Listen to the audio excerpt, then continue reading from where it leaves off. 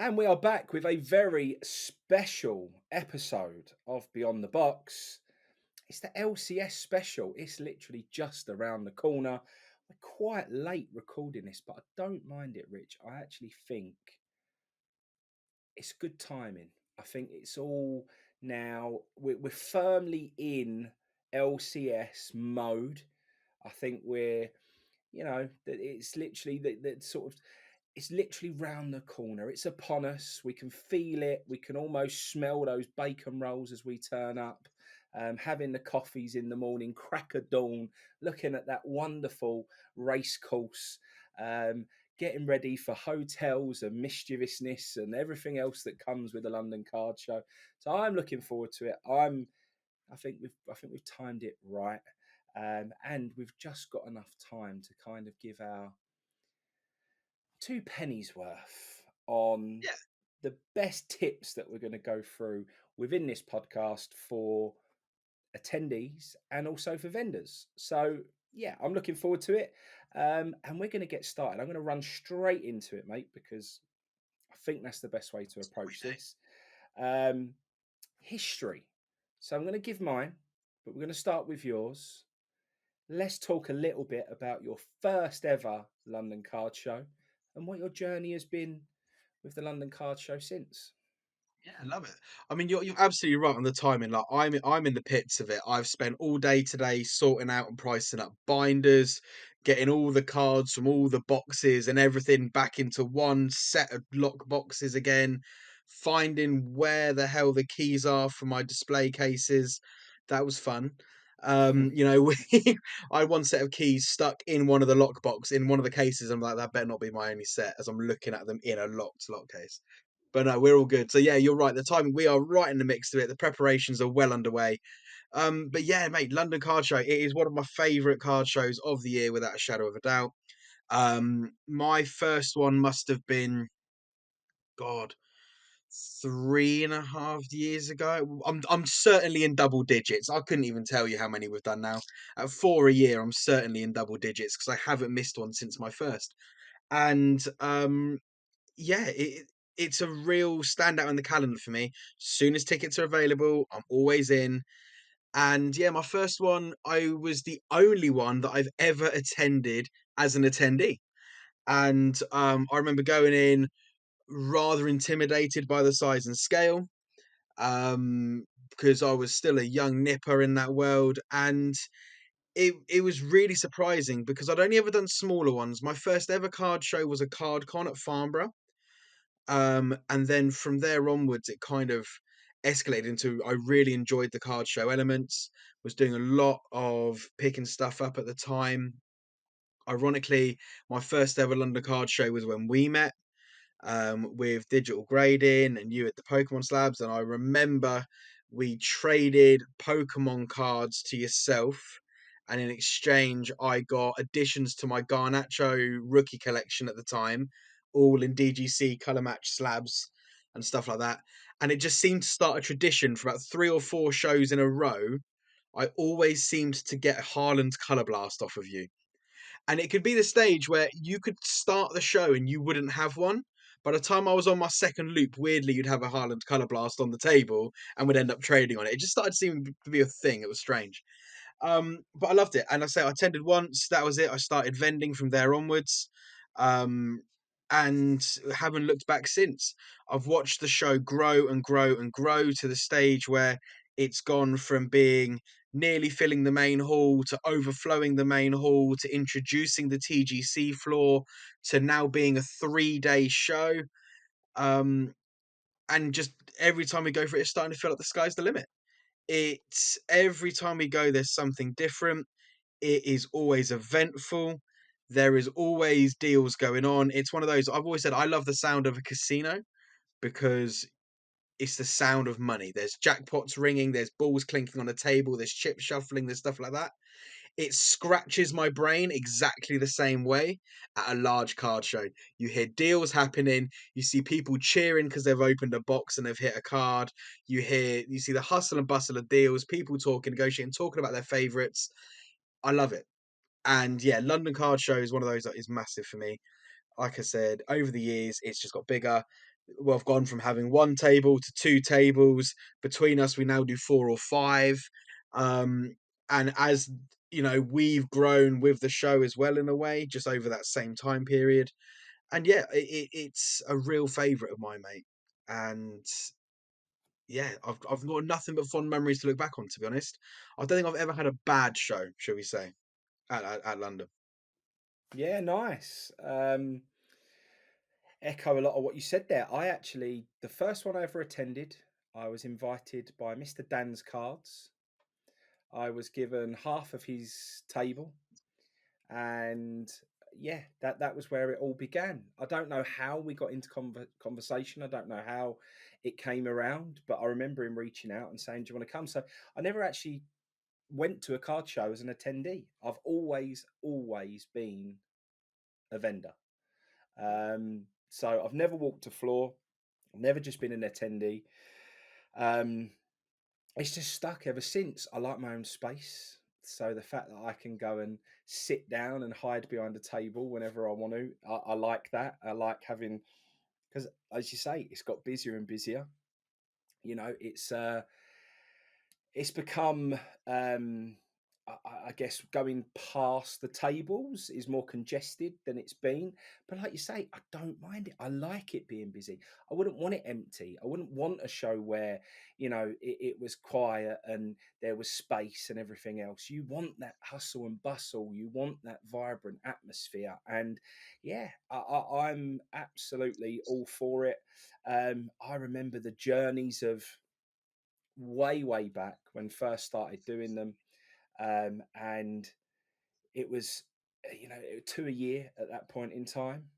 And I remember you always used to have to think about whether the sort of students were at university in the UK for the Asian market, for the Asian Right? Yeah, yeah, students, because they would always come with lots of money. And at that time, I had a lot of American sports, and they were the American sports buyers. So I've sold one American sports cards there. But if they weren't, and you turned up with American sports high end, and they'd all gone home, you would stand there with all these high end American sports cards and not make any sales. So it was, I've seen the transition, and there's been people who, who have maybe criticized the London Card Show at times. I find that madness, because I just think it is, as you said, the biggest, the busiest. It's where the most deals happen in my eyes and my opinion. It's where I've always done the most in terms of sales and in terms of deals, because it's not just about sales for me. I'm buying, so I get the most done.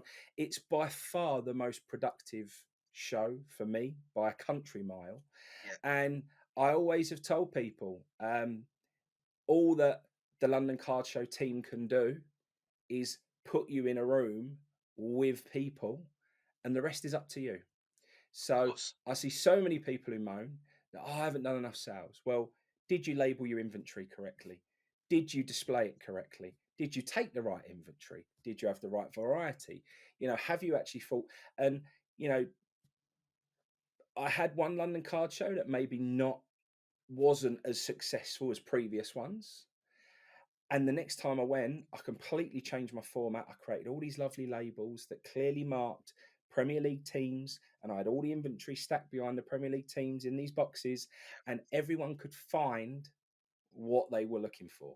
And everyone said, "I'm so grateful that I haven't got to rummage through everything. You've clearly sorted out all of the teams, and I can just go and look for what I personally collect." So it's, we've gone through that. And now I think we've got to the point, mate, where I don't think you can have a bad London Card Show. There's too much going on. There's too many people in the room with everything that I think it's almost impossible to go and have a bad one now, to be honest. I think I agree. I think you've like absolutely hit the nail on the head, and I think that is a testament to the team that organise it, because I think every single year they listen, and I think they're very good at taking on board constructive criticism. I don't know. No one should be fearful of criticism as long as it's constructive. And I think the team are very, very good at doing that. And I know there's been a few things that have said there's been a big thing with like, right, there's too much Pokemon on the floor. Right, well, let's give them their own floor below. And then the guys were like, well, we're very segregated. We don't have any, nothing's coming down here. So what did we see at the next show? The entrance goes in through the bottom and then comes up. So you funnel everyone through a TCG room and then they come into the show from elsewhere. And it's just constantly addressing and rebranding. And you when you're there every single show, you see these things. And I think both it's developed massively for an attendee and for an vendor. And I think some of the things that are fantastic that they've done for the attendees, I historically used to, when I was the other side of the table as an attendee, I'd have my daughter with me. Now, when she was young and just in a buggy and was just a baby, living the dream, she becomes a toddler. Drama. Anyone that's listened to this with toddlers would know a card show is one of the worst places to take one. Shiny things everywhere and lots of people to talk to. It's dramatic, I'll be honest. But I see things with young kids. People can't always leave the kids at home. But what do you now see? The kids section, colouring competitions, making your own cards. There's a whole gaming section in the corner. Amazing. People with those slightly older kids that are easily to get bored, but dad still wants his day out to do his hobby. Go and play your games. Go do your things over there. Let's go do the Q&A with the footballers and the celebrities that they have attending. It's fantastic. So it's one of those where, although we've seen the show evolve on the vendor side very successfully, I think for the attendee side as well, the things that have been implemented are brilliant. And as a parent, I think it's fantastic because I know if I was the other side of the table, I'd be a lot more confident that I would have a better day as a result of seeing things like that. As a football fan, seeing footballers on stage that I can get pictures with and stuff like that, I think that's brilliant.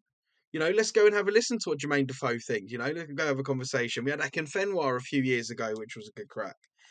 These are the things that I think you start seeing the UK car shows getting closer and closer to the big American ones with these sort of things. And to be honest, you look at the size and scale now, I think London's probably Europe's biggest show.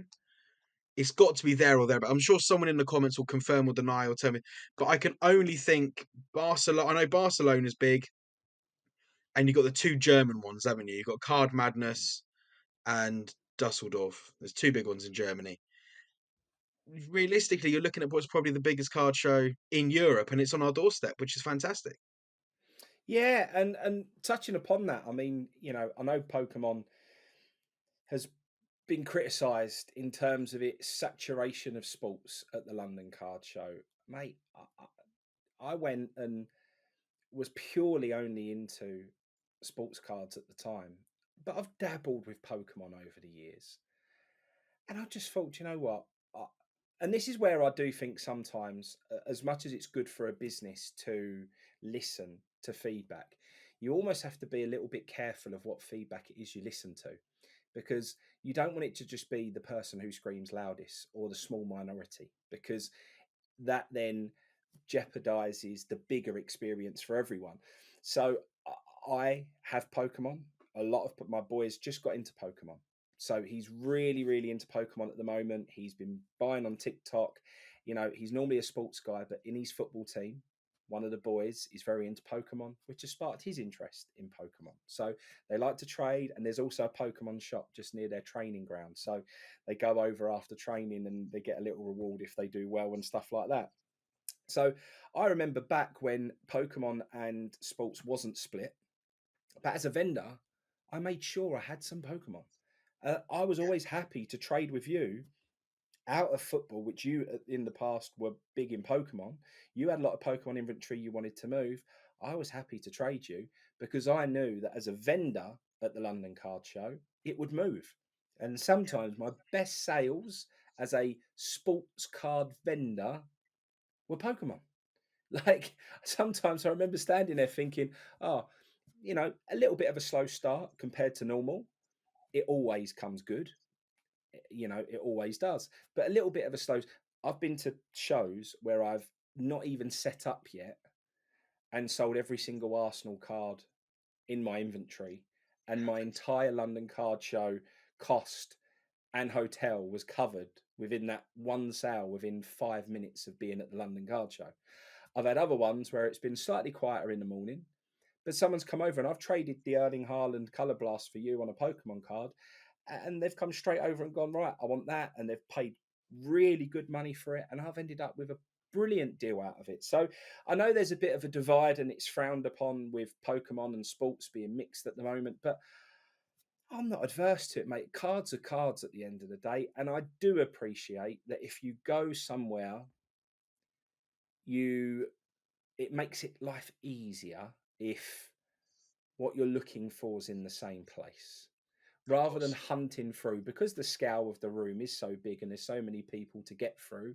If you're aiming for a particular area, it does make life a bit easier. But I'm just one of those people, Rich. I'm a true hobbyist, always have been, always will be. I don't just want to look at West Ham cards or the cards that are PC. I want to look at everything. I want to look at basketball. I want to look at baseball. I want to look at Gary V's V friends. I want to go and look at Star Wars. I want to see it all. And I want to see vintage and I want to see new and I want to see Pokemon. And I just love cards. And Yeah. we're at the London Card Show. We're not at the London Pokemon Show. We're not at the London Sports Card Show. We're at the London Card Show. There's every card that you can imagine. And I want to consume all of that amazing goodness from every aspect of the hobby, far and wide. And, so it kind of takes us on now a little bit to what I think is really important to from two people who I think maybe approach the London Card Show slightly differently. And we haven't pre-planned this, so we don't actually know what's going to. We've not made notes and written I them have down no or idea where anything. you're going, if Is that's no evidence for anyone. I've idea got where no I'm idea where you're going with going. this. So, So it's nice because I think we approach it slightly differently. So I think we're going to get some slightly different takes to it. But like you said, you've been for every single card show in a row, London Card Show, for the last however many years, and I've done exactly the same. I just haven't missed one.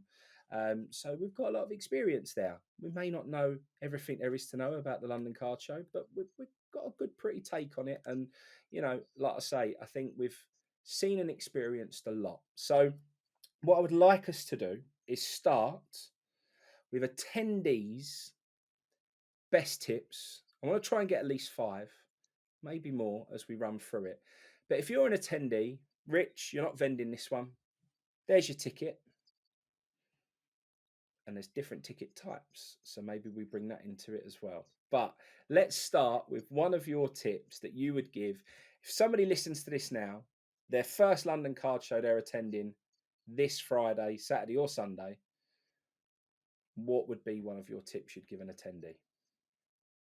oh, right, we'll alternate because I probably could do a few because I think it's so important.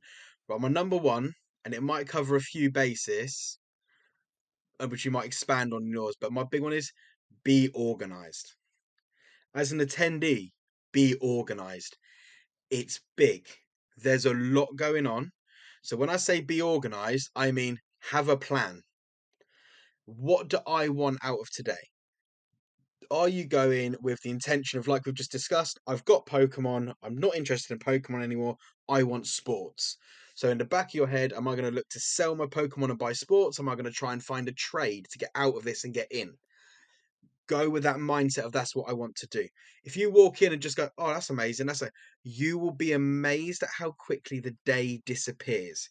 If you've got a standard ticket, you get in at 10 o'clock and between 12 and 1, you go and have lunch. You've got 5 hours to go to an entire card show.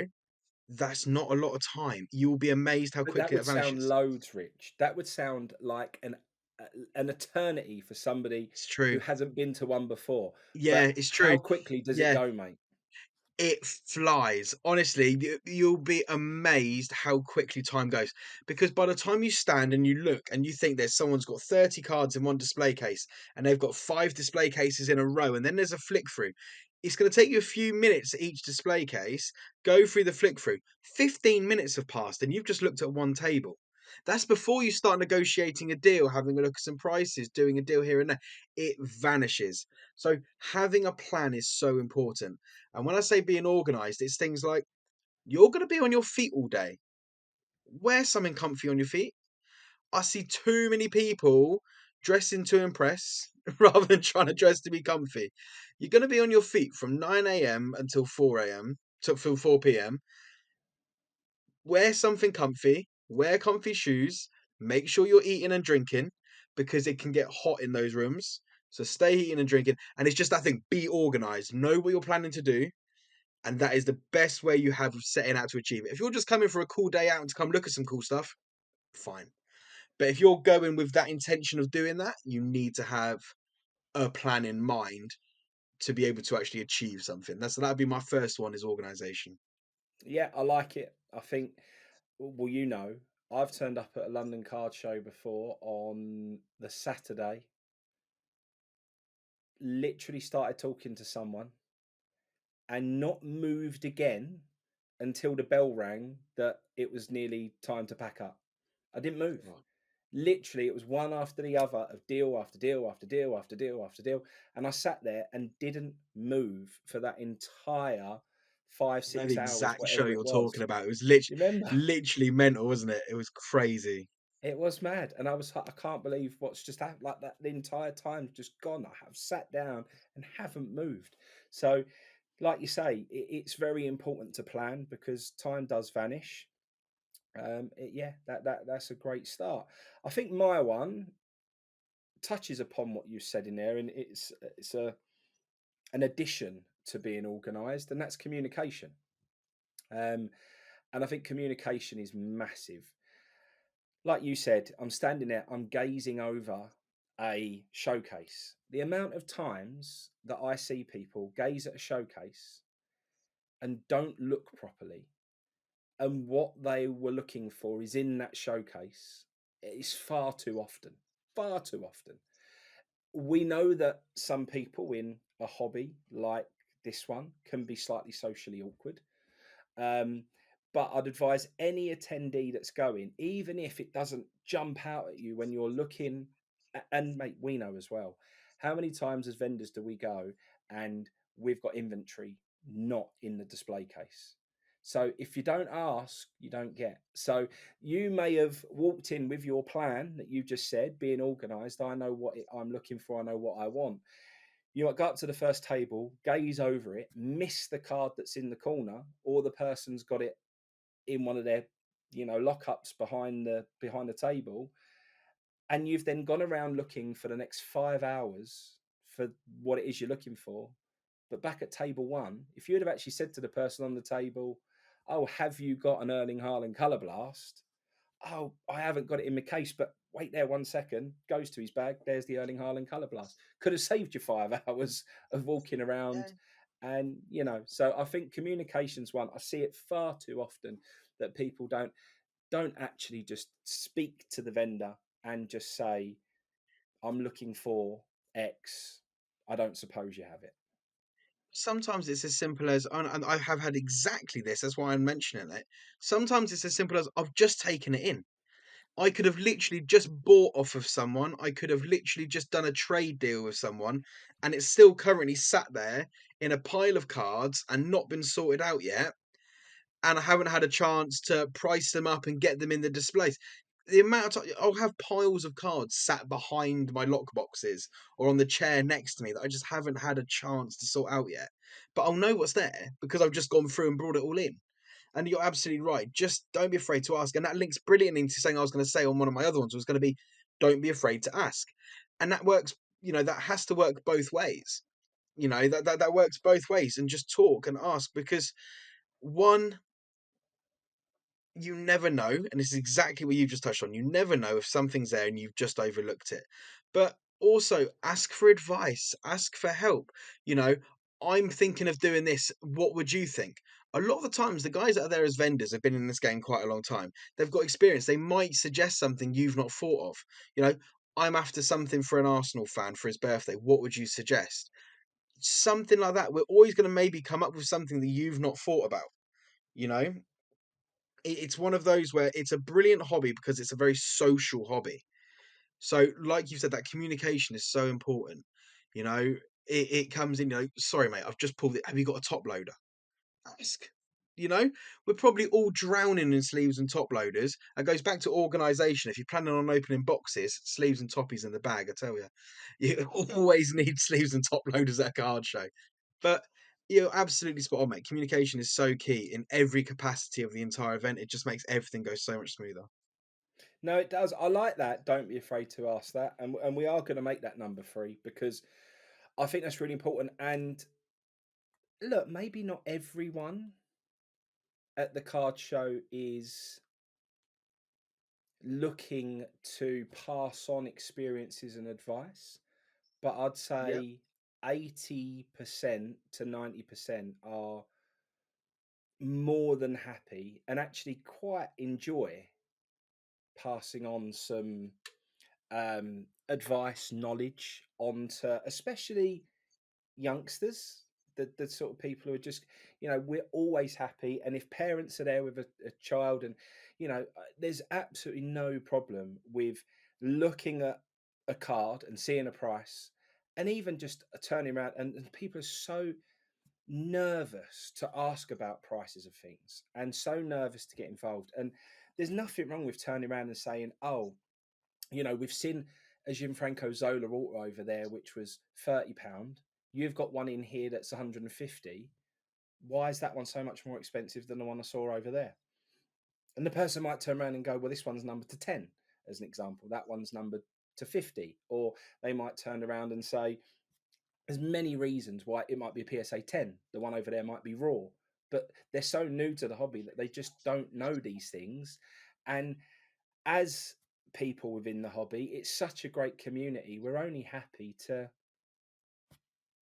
pass that knowledge on. And look, don't get me wrong, there are times when a vendor could be incredibly busy with a massive queue forming at the thing, and there's deals that he's trying to get through, and obviously there are the times when they can give you more of their time. But certainly when things are a little bit quieter, especially around, do you know what? If you've got questions, and it definitely don't be afraid to ask. We're staying here, but just touching upon that, I think that lunchtime, when everyone goes outside and starts to eat food, you feel a natural sort of dip in traffic. It just seems to thin out a little bit, and Pressure that's lifts off, probably yeah. it does. And I feel like that's a really good time. Yeah, okay. The vendor might be standing behind, chomping on a burger or whatever it is might be doing, just trying to have a can of drink or something to try and refuel because they haven't had a minute all morning. In terms of when to if you are looking for advice and engage in more conversation, lunchtime I think is a great time to do it because I just feel like there isn't as many people actively buying or getting involved in deals at that particular time. So that's probably another little pointer there. For me, number four, we haven't touched upon it. We did mention there's two different types of tickets. VIP, earlier access. Do I feel that VIPs make the most of the time that they have? I'm not sure. I don't think I see enough deals happening when only the VIPs are in the room. It almost seems like it's a badge of status. I got VIP access. I come in. A free pack. I feel it's, and I know it's not a boot sale. It's a card show. But like people who turn up early to a boot, they go and get the cream of the crop early doors. Do you know what I mean? They want to make sure they've got the best cards. Whatever it is, the items that are for sale. Yeah, I don't yeah, really see that at the London Card Show. I don't see people go in and think, right, I'm going to go and look and find the creamy stuff before all the other people come in. So I would say that if you're coming with a particular purpose, if you're looking for something that might be a little bit rarer, something that might be a little bit hard to get hold of. Um, you do get a few people who, but do you know what I think best at it, Rich? It's not the VIPs, it's the vendor to vendors. They will turn up in the morning, quickly scoot around all the other sports sellers and go, "Oh, have you got such and such? I don't suppose you've got. I don't suppose you've got this." And quickly just go table to table and go, "Have you got this? Have you got that? Have you got this? Have you got that?" I don't see the VIPs doing it. So I do feel that if you're attending as a VIP, just make the most of that earlier time. Just go and find what you're looking for really quickly. And there's nothing wrong with going up to a table and say, da da da, and then moving straight on. No one's going to be offended. No one wants to stand there and take up all your time. Ask if they've got what you want, and then quickly move on if they haven't. I think you're absolutely right, but and I'll tell you what, this might be the first one where we hit like a counterpoint. I think you're absolutely right. I don't see VIPs making the most of their time. I think you've got an hour. I think it is. Is it nines instead of 10? You've got an hour to have them to yourselves. You've got the vendors to yourselves. You've got early access. You can have a look at everything. Now is your time. I think you're absolutely right. Enough questions are unasked. It's almost like they use the opportunity to run around, have a gaze while everything's uninterrupted and not been moved, you know? But then yeah, I do wonder, and you just said, is it worth the early hour? Is the best time to get the deals not at the end of the day? You know, maybe you've had a vendor that's had a slow day, they haven't quite fully justified their price, and actually maybe that's the time to get the best up pricing. So you know, is there a counterpoint maybe where actually because early on someone might not necessarily sell cheap because they go, well, it's Saturday morning, I've got 2 whole days to potentially move this. You've hit the nail on the head, Rich. There's the VIPs, there's the early access. There's definitely something else here, which is timing of buying. I'm going to leave this partly to the last tip, but on this like early access, what you must do if you've got the early access, or even if you're coming in at 10, but you're one of the first people in that room, what are the things that become unobtainable as the day goes on? Do you remember the last show? The latest, what product was it? Was it Obsidian? The latest Obsidian, come lunchtime, gone. Couldn't buy a Oh box in yeah, the rest of yeah, the yeah, show. yeah, yeah, yeah. Gone. So, Trying to buy you boxes know, of it. Saturday lunchtime, the entire show was sold out. gone. So this is like if you're going in and you want that new wax, the latest products that have just been released, you've got to go and get that. And I would advise people go in and get it as quickly as they can because come lunchtime, it can be sold out. We've seen that on a couple of products now. The last couple of shows, gone. And I would also say about the last show, Lamine Yamal autos. They were everywhere in the morning. Everyone had one. I even traded for one. Come the afternoon, gone. There was no more Honestly, Lamine Yamal autos lunchtime anywhere. on Saturday, I never saw another one the rest of the show. I had 3 in my display case. I had a base, a chrome to 199 PSA 9, and I had it was high. I think it was 299 purple shimmer raw or something like that. And honestly, I think yeah, by about 11:30 Saturday morning, all 3 of them had gone, and I spent the rest of the show trying to buy one off an attendee just to have one in my showcase. I was paying strong, nothing, no luck anywhere. So you're absolutely right. Maybe that's where the VIP. Maybe we've literally just done this thing where we've worked out the VIP benefit. It's the in demand. Yeah. It's the in demand. It's having it while it's there. You maybe won't get the cheap deals. Maybe the cheaper deals can come elsewhere because it comes into the timing. But the in demand stuff, again, that comes to planning. We're linking these all together. It's beautiful. You know, if you're going into the show thinking, I want a rookie Yamal autograph, that is your hour to find it. Because I promise you, there's 25 other people in that queue that are coming in at 10 o'clock that also want a Yamal autograph. You know, so don't maybe try hardball too low on pricing because by the time you do that second loop and come back round, it's possible they're not all going to be there anymore. Yeah, no, I agree. So I think that's the takeaway from here. VIP access, getting through the door, the thing that you need to do early on in the card show. If you're after something in demand, get it done early. And that applies to both cards and your sealed products. Very, very important. And I think a lot of people always turn up, look at the table of Sports Trading Cards UK and how many boxes of wax they've got on there, and they think, oh, he must have stock behind there and in his van, and he's never going. And the amount of people who are so surprised who are walking up and going, that you can't buy this product in this room no more. It's gone. Like no one's got a single box of it. So, you do have to make sure that if you've got something that you specifically gone to try and buy, definitely get it done early. But I like it. Off the back of that, number 5 tip for attendees is going to be late in the day bargains, because like you said, everyone has to cover the cost of their time, cost of their tables, cost of their accommodation if they're staying there. And if they have had a good day but probably looking at it thinking, I'm off to the Good Earth Chinese tonight and it's going to cost me another 200 quid, or I'm going to have a meal in the hotel tonight and it's going to cost me a fortune with drinks and whatever else that I'm going to have. Everyone could do with that extra couple of quid. So it's just a great time to leave it late in the day, hang around as long as you can. If you can possibly stay until they start saying there's only half an hour left until the London Card Show closes, um, that is when you can go and get some It's prime good time. final deals done.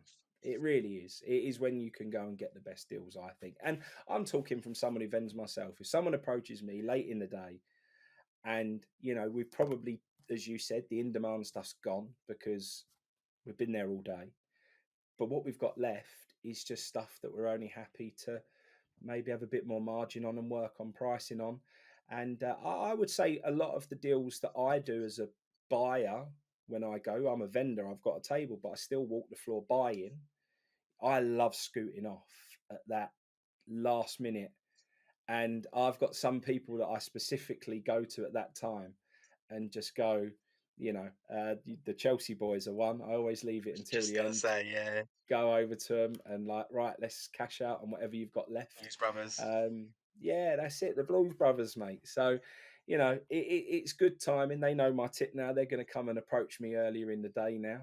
We've given away the secrets, but no, it is, and that isn't anything that anyone doesn't expect. It's kind of how the world goes round at the London Card Show, and we're all happy to do it.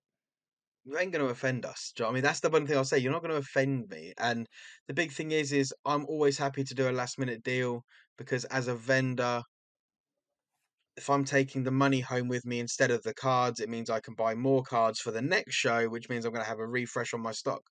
This is what I mean. It's never the end of the world. And especially at the end of the show, I'm always more than happy to do some good deals to get some last bits across the line. Keeping us busy until the end of the day. I mean, you start coming up at me at 5 to 4 on Sunday after 3 days of it. Maybe, I don't know.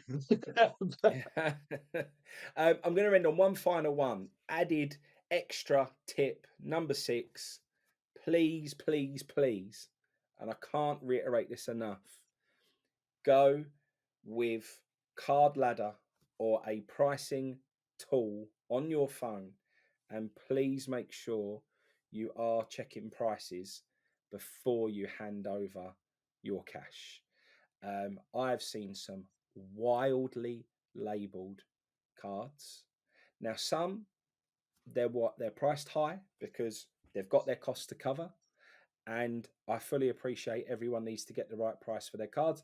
And they might have cards that actually they're not bothered if they sell or if they don't because they're rare. They might be pop ones, they might be whatever. I'm fine with pricing high, but I'm talking some people price way above what it should be. And I've seen some horror stories of what people have paid for cards. And I just don't like seeing people get caught out by, people who try it on. So I don't see too much of that London Card Show actually, because I No. don't think it would stand. So I'm not saying that's typically something that happens. And you know what? It could be completely innocent, mate. It might have been a card that was priced at the last London Card Show. Yeah. They've left the sticker on and the market's changed. So it could be totally, totally innocent. Nothing that the vendor's done to try and pull the wool over anyone's eyes. It was just priced before the market's changed. And we know how volatile this sports card market can be. It can be very up and down. So definitely worth checking for 2 reasons. One, make sure you don't buy something over the price that it should be.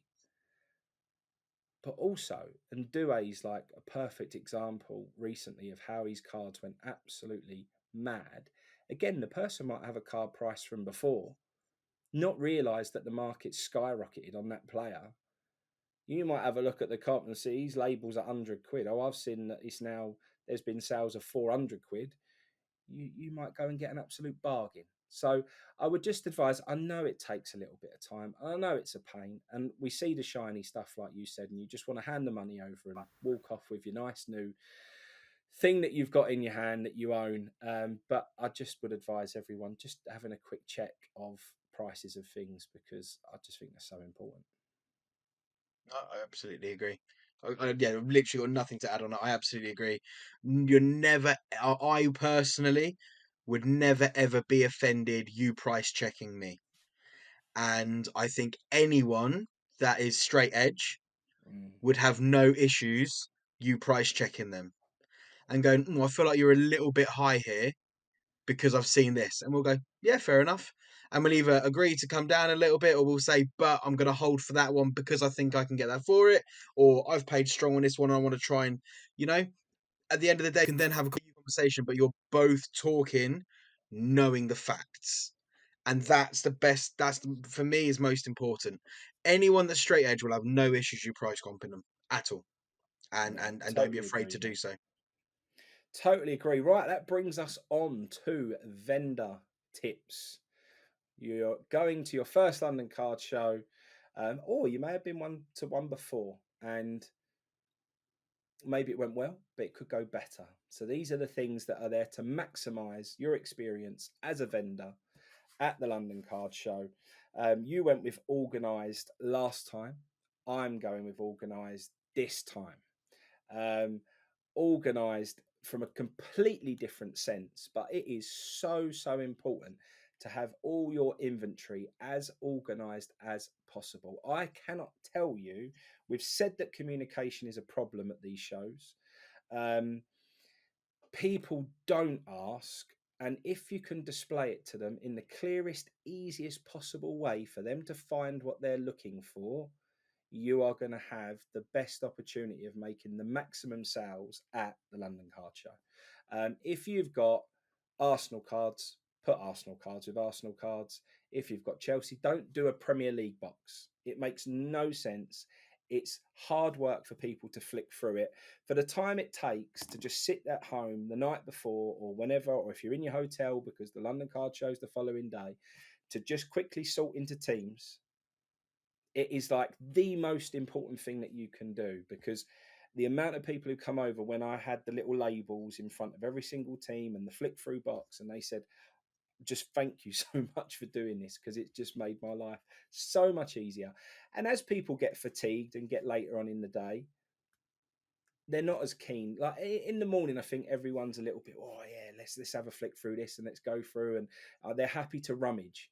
As the day goes on, that kind of wears a little bit thin because you've been through so many, you've seen so many cards.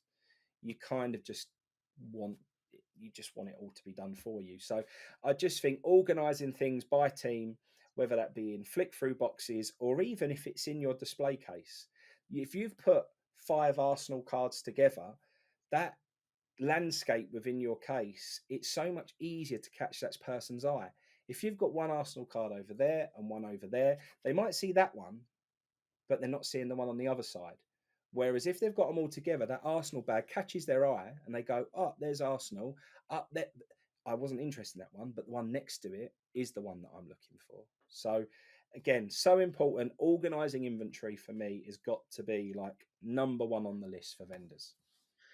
1000%. I mean, I've literally had it. Like I said, I literally said at the very start of the video, today's been binder day, and I now have a brand new top loader Premier League binder.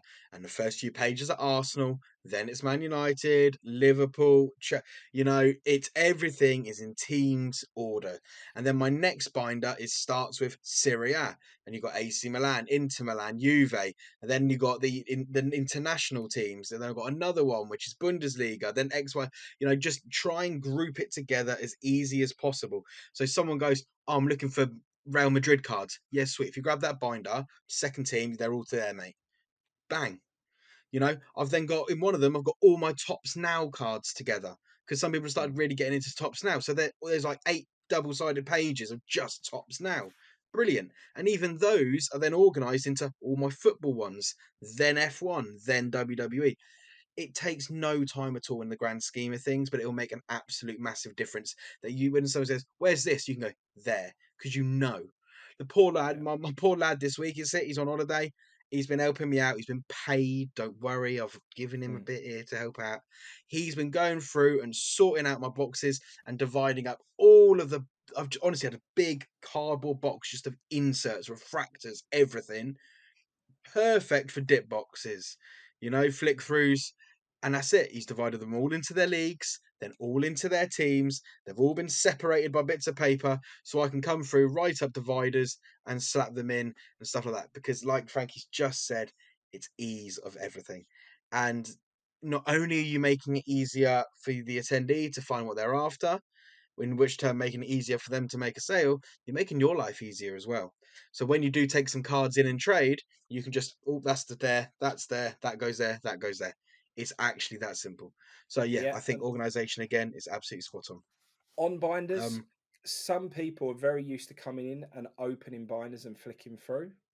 But a closed binder for me is like just a big no no. But you might have to close them for storage. So again, Amazon, Premier League stickers, NFL stickers, sports stickers, whatever it may be, cost nothing. Just buy them, stick them on the front, stick them on the side, on the spine. And like you said, you've got a binder there that's got Man United, Liverpool, Arsenal. Just stick the club's crest on. It, people recognize their team's badge instantly. They could see it a mile off because it's their football team, it's their love, it's their passion. Just put those stickers on the front of the binder, they'll know what it means. Oh, there's an Arsenal sticker. Arsenal's inside that binder. The person who may never have picked up that binder now does go and pick it up because they know what they're looking for is inside. So, a little tip there again, just it comes under organisation, but just stick stickers on things that aren't sensible. visible because it just tells people what's inside. No, absolutely. I mean, my first big point, so number two for vendors is again, it's making it as easy as possible for your attendee. And in this bracket, I'm mainly focusing on to pay you. Yeah. Oh, I only take cash. Stupid. Mm. You've already put a barrier up to that. Realistically, you walk into a shop, 95% of the time, how are you paying? It's card, contactless, phone. You know, I have it at a card show. I will take cash. I will take PayPal. I will take card. God's honest truth, I have even taken silver 1 ounce coins at a card show before. I was in Milan. I did a deal with South Jersey Sports Cards in Milan, and I took the deal in US dollars because that's how he had money to pay me. He didn't have enough money in his PayPal, and he said, "All I've got on me is Benji's." I was like, "I'll do. That's legal tender. I'll take that." Because at the end of the day, money's money. I was going to lose that sale if it wasn't for the fact I was willing to take dollars. Okay, I might lose 1% on an exchange rate if I exchange them, if I want to turn them back in.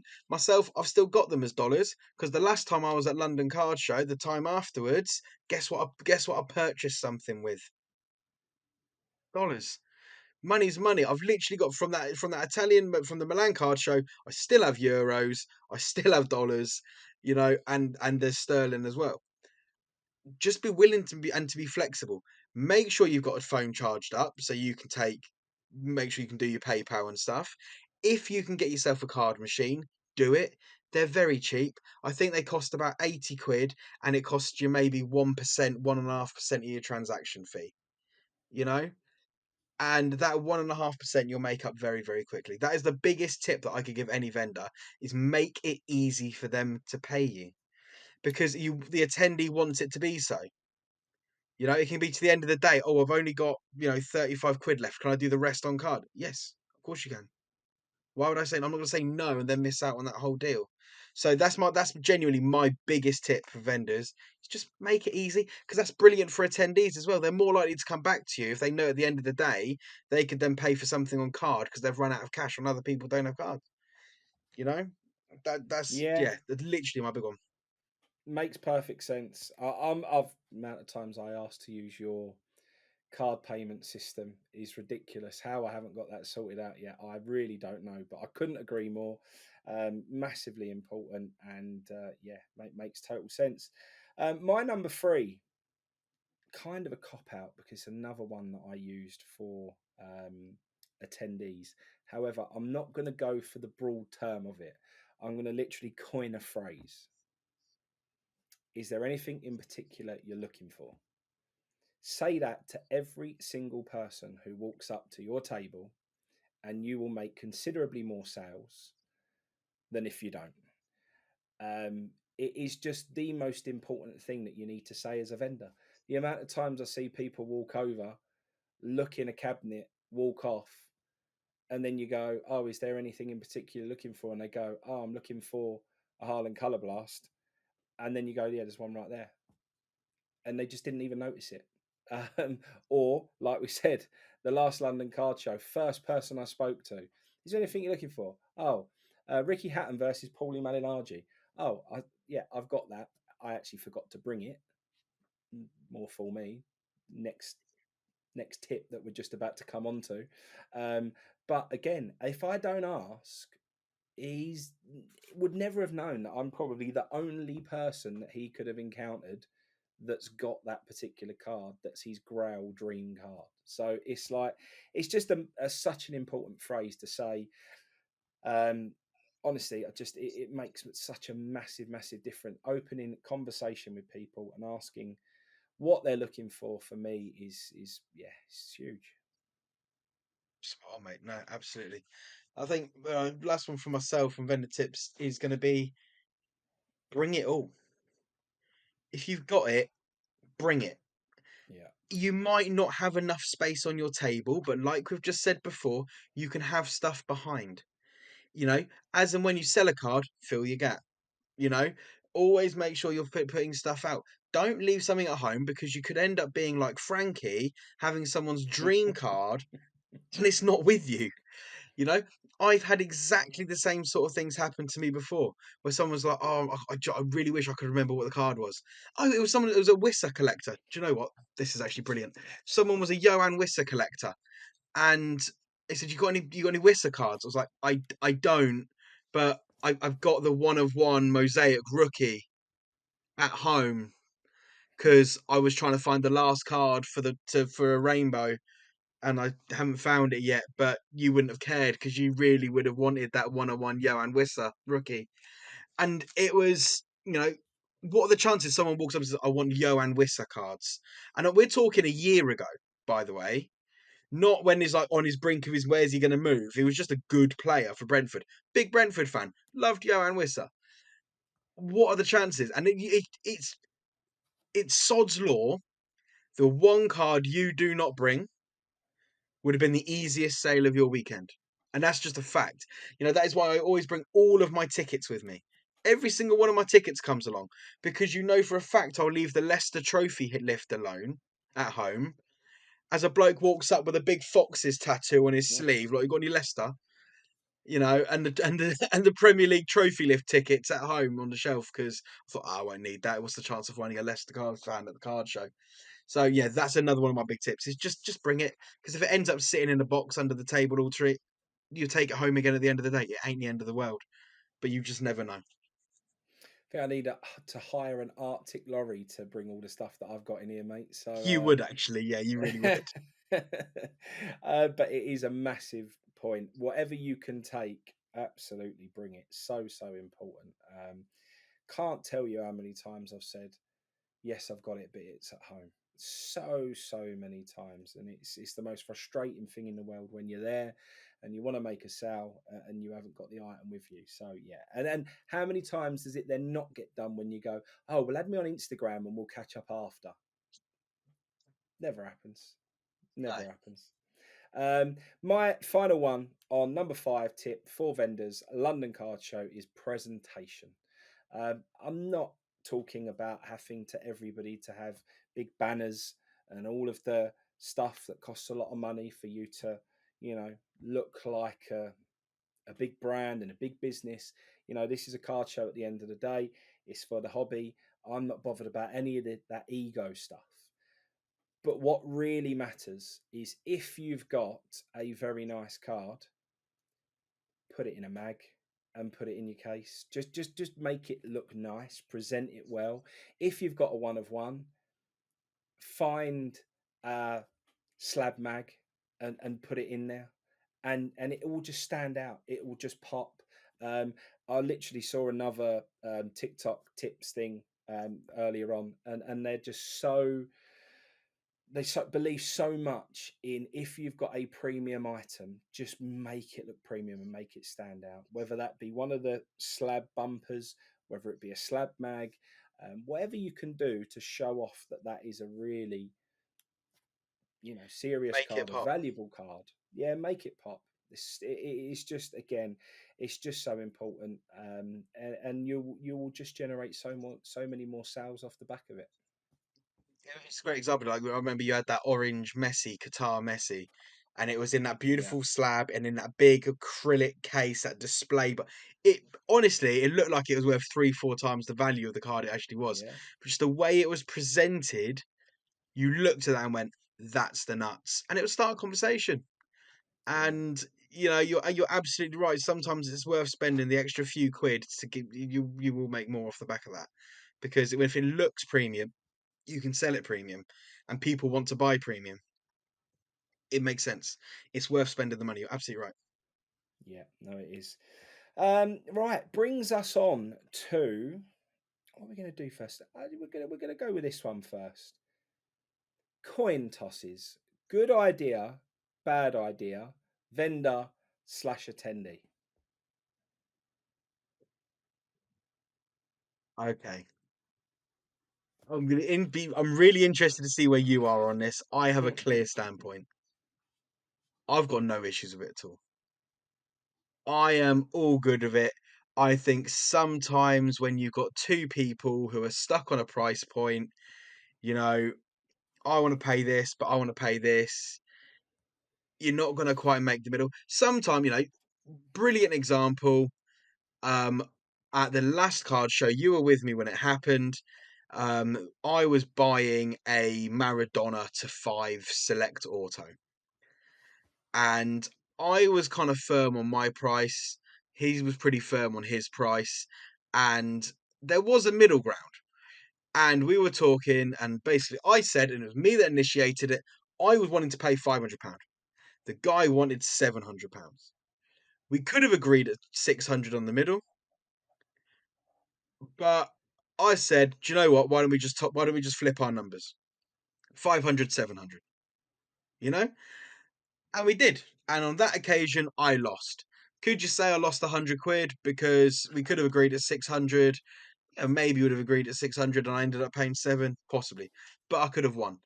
And as a vendor, I look at coin tosses that they are 50-50. I'll win 50% of the time, I'll lose 50% of the time. It's a good way to have a bit of fun with it, you know. And if someone fancies doing it, if someone says, "Oh, would you do that on a coin toss?" Most of the time, I will say yes. I fully respect when people say no, and I fully understand that there are people that say no. There are some people that hate the idea of them because, gambling has no place in a business. Do you know what? Fair enough. You know, I think there's a little bit of irony in a hobby that contains an awful lot of spending X amount to open a box that could be worth X amount or nothing.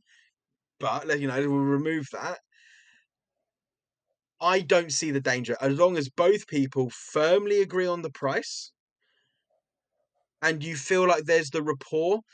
Because only once in my lifetime have I seen and agreed a sale from a vendor agreed, and it was at 1,000 or 1,500.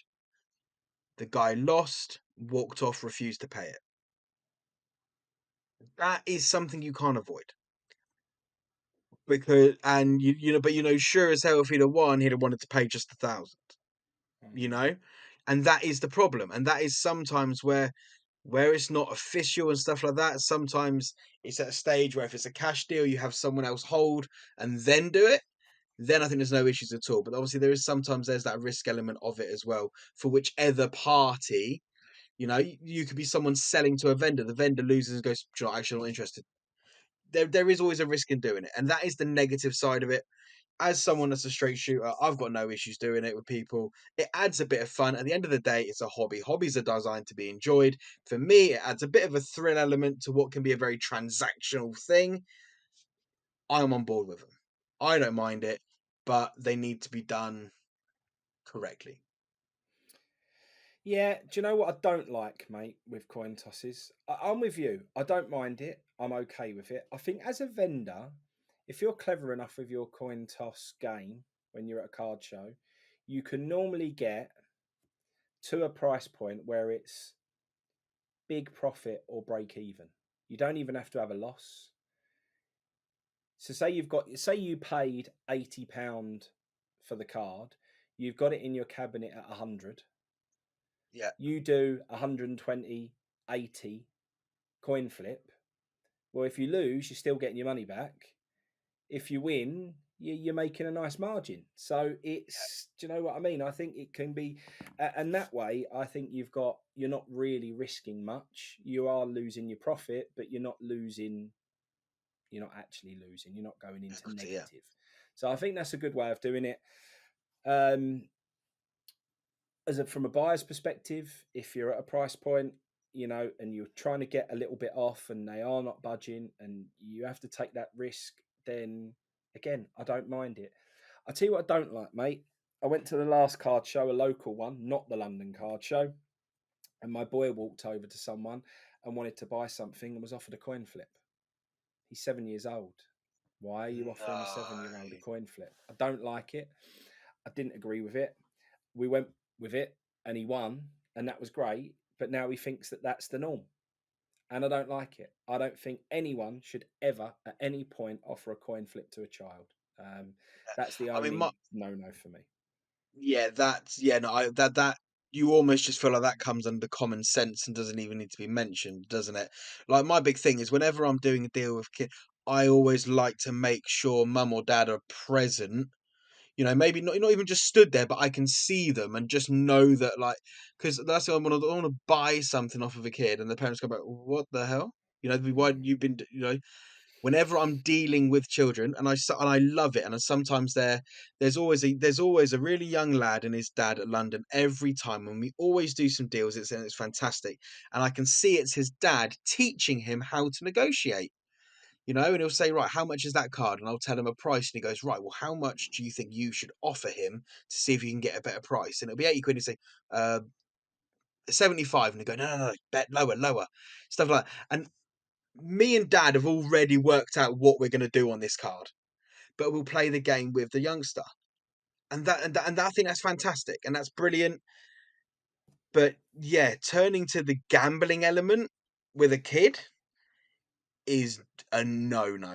And I think, again, it's one of those any respectable vendor wouldn't even touch it because it's just gambling with kids, isn't it? It's just diabolical, to be honest. I'm actually shocked you said someone offered that to your Yeah. lad. Actually, It's that not the is lessons we be teaching them, mate. There's too much of it in the hobby anyway. But when it comes to children, because it's unregulated gambling, I don't like it one little bit. So, I yeah, agree. that was my one on that.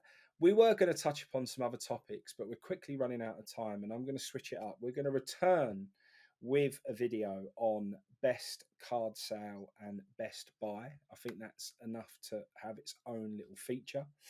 So, what I want Probably to could be, end yeah. on, it could be, well, it will be. But we'll also do best buy and sale from this card show because I I like that. think that'd be really good. But what I'm going to do is I'm going to ask your opinion on trade up challenges. What's your feel? That's a great question. Okay. Um, right, there's two sides here. and I can't. This was discussed the other day, and I can't remember if you were there when this exact sentence was said. So if I'm going to steal some thunder of yours, I apologise. Go for it. Two valid points for me. One, I think it's great when I see a youngster turning up doing it. I think that's fantastic. You're a grown ass man coming up to me, I'm Mm. trying to do a trade up challenge. Ah, come on, I don't know. It feels like it's one that's great for kids. And you know what? Again, it's one of those things I said. Dad's at the card show, enjoying his card show. You keep yourself busy by going doing this. Dad's giving you a card worth of five. Off you go. All right. I will always be kind when I see a youngster come up and doing a trade up challenge. I will always be kind. This is not an invitation to all the dads listening to start mugging me off this weekend. All right. I will always be kind though, because it's what it's about. And at the end of the day, we deal in sports trading cards. They are trading cards. TCG, trading card game. They are trading cards. So I think it's beautiful. I love a trade up challenge. I think it's what it's about. It One of my rules, don't come back to me a second time. And that sounds weird, but when you're doing a trade up challenge, I will be generous. I will eat out of my pocket for the kid to do well and have a nice jump. Don't bring that same card back to me or one trade on, expect me to do it again and then again and then again. It's going to get to the stage where it loses it for me, and I don't mean that. Like I'll happily help him out throughout the day, but when I've got the same person again and again and again and again, I'm not a monstrous fan of that. Mm. I think it's great if you can go to every vendor once and things like that. Wicked, and see where you end up. If you're coming to me with a £10 card and 3 hours later you're coming to me with an £800 card, different ball game. Of course, let's see what we can do here. But don't milk it. It's probably my phrase, which is kind of maybe sometimes tricky to explain to a kid because they came to you and got a really good deal, so they're going to want to try and hope for that again, and that's maybe tricky to explain. But yeah, with my thing with it, adults, I think it's a little bit strange. I get it. It's cool. If you're coming, I'm looking to trade my Pokemon for this. Sweet, that's not what that is. But I want to trade up challenge. Um, but my big thing is, and this comes in, don't take the mick. Is a really big one for me. And maybe this comes against it. Like I remember I was at Farnborough recently, and I did find out who it was, and I'm not going to name names, but a kid came up to me, and he had a base. It was like a refractor from Donruss or something like that of Neymar, and he was like, "What can I get?" And I looked at it, and it was nothing special, but I gave him a 75 Theo Hernandez auto. 10, £15 card or something like that. Yeah, just an example. He came back to me 10 minutes later and showed me three silver refractors that he'd traded it for. Yeah. And I just said to the matey on the table next to me, I said, "Can you watch my table quickly?" And I said to the lad, "Show me where you've just done this deal." And that was it. And I just went and I spoke to the vendor and I was like, "On what planet? Like this kid's just traded you this for three cards that it was a messy silver, but it was from like Stadium. It wasn't like Mm. it wasn't a World Cup Donruss silver optic or something like that. This was £5 worth of cards. And I just felt like you've taken an opportunity to try and profit off of someone else's generosity at the Mm. expense of a kid. If you're not willing to get involved and have a bit of fun with it, just politely decline that I'm not looking to get involved in those sort of things. I got him to give the kid the card back. They traded it back and stuff like that, and it was resolved. And kid ended up and he did all right. He ended up like a 60, £70 card, which was cool. And for the fact that I only saw him, with a parallel at the start of the day, awesome. He's had a great day. But I think they're great. I love a trade up challenge. But if you're going to get involved with them as a vendor, get involved with them. Don't take advantage of them. And that's my only thing. And so that feels a little bit negative. I hope Frankie's going to spin this back up now. No, look, But mate. YouTubers have killed it because they use their status and they use the fact that they've got a YouTube channel for promotion for getting trade ups, and that's a handout. That's not a trade up. It's a trade up challenge. It's not a handout challenge. And a Right. trade up challenge means not that somebody gives you a higher value item. This is what YouTubers have made it out to be. It's go up, plead poverty, and ask someone to give you something more valuable. That's not a trade up challenge. A trade up challenge means it's a challenge. It's not give me something or give me a handout. It's a challenge. So, what the challenge is you start off with X, you go up to someone and you try and trade what you've got. So, say you start what you just said, Theo Hernandez autograph, £15. You need to go and try and change that into something more liquid that a vendor's happy to trade something of higher value, not because he feels like he's doing you a favor, but it's a more liquid card. So you need to take that Theo Hernandez, you need to go up to a table and you need to say, right, I like that Lionel Messi to 99, similar sort of value, great. But once you've now got the Messi and it's an even trade, now you've got a Messi because it's more liquid, because it's Lionel Messi. When you go up to the next table, you then turn around and go, I'm looking to trade this. The vendor's happy to trade it because it's a good card for him to take in. And you then turn around and go, right, I'm interested in that there and that there. But it's not Lionel Messi. It now might be the Theo Hernandez auto that you had originally, or a similar value card. But you also want that, whatever it is, Lee Dixon Immaculate Auto, which is an extra fiver for an example. And the person's only happy to get rid of the Lee Dixon and the Theo Hernandez because he's getting a Messi numbered card in return, which is easier for him to sell. So you're getting a bit more value because you was into the liquid card. Now you've got them two cards. You now go and try and trade. So this is a challenge. What you're doing is you are trying to use the hobby in the correct way to move in and out of cards effectively without it seeming like someone is trying to do you a favor. That's how trade up challenges used to work, Yeah. and that's how we all as business owners in the hobby make money, by doing what we've just said. You have to buy and sell and trade and make things work for yourself. Oh, I'm gonna trade that. Oh, it's a similar value, but I see you've got some loose packs there. Any chance you can chuck a couple of them in? Yeah, all right, mate, no worries. That's not someone giving you a handout. That's just working on a deal that. So I just feel like that's how it should be. And what I would say is, for vendors, this is how I'm going to approach it this time. I have literally sorted out all of the stuff that I feel I'm happy to give away to kids. And if you see that there's a Pokemon guy, I wish I knew his name, in America, who's always got a massive binder full of stuff that's been given to him because he hands them out to kids. It's not a trade up challenge, it's just freebies for kids. If a boy come over to me at the London Card Show this Friday, Saturday, Sunday, or a girl, whatever it may be, whatever they're looking for, I'm going to have a big box and I'm going to have binders that I'm going to say, take whatever you want out of here. And then they go through, they have a look. All right, I like that.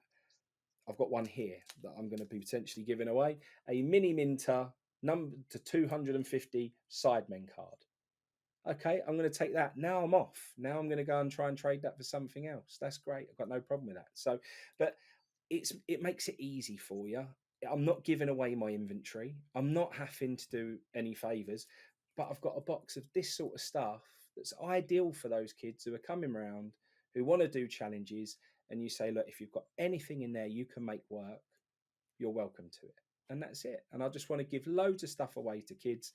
And mate, I struggle sometimes when you got these kids, they're coming up and you see them looking at something, it's a dream card, and the parent don't understand it, the parent don't get it. How many times have I given stuff away? All the time, because I just see them Far and I too just go, many, just mate. take it, mate. Just take it. Just take it, because it means more to you than it means to me.